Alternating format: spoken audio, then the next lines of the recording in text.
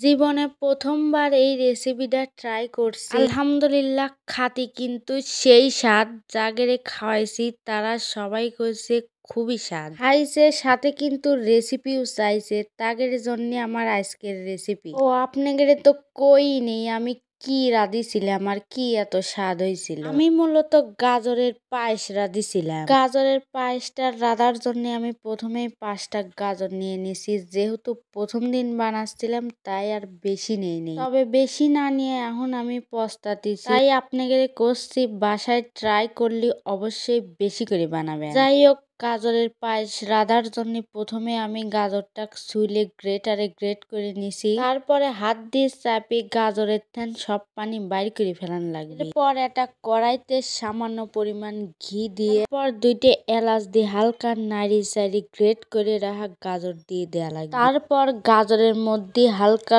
লবণ দিয়ে দেয়া লাগবে আর দেয়া লাগবে পরিমাণ মতো চিনি দেওয়ার পর কিন্তু গাজরের কালারটা সেই ফাইন হয়ে যাবে। তারপরে গাজরের মধ্যে পানিটুকু একবারে শুকা ফেলান লাগবে। তারপর আগেতে 1 লিটার দুধ জাল করে 1/2 লিটার করে নিয়েছিলাম। এই দুধ ভাইজি রাখা গাজরের মধ্যে দিয়ে দেয়া লাগবে। তারপর নাড়ি চাড়ি মিডিয়াম টু লো হিটে ঢাকনা দিয়ে ঢাকি সিদ্ধ করে নেওয়া লাগবে। তারপর এই জায়গায় আমি 1 কাপ গুঁড়া দুধ ব্যবহার করছি, আর এই গুঁড়া দুধ কিন্তু ব্যবহার করাই লাগবে, তা নাহলে কিন্তু টেস্ট হবে না।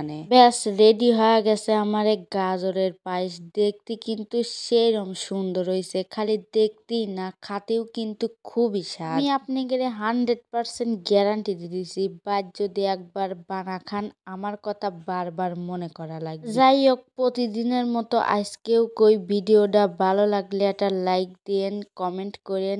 এরকম ভিডিও আরো দেখতে চাইলে পেজটা ফলো দিয়ে থাকেন। আল্লাহ হাফেজ।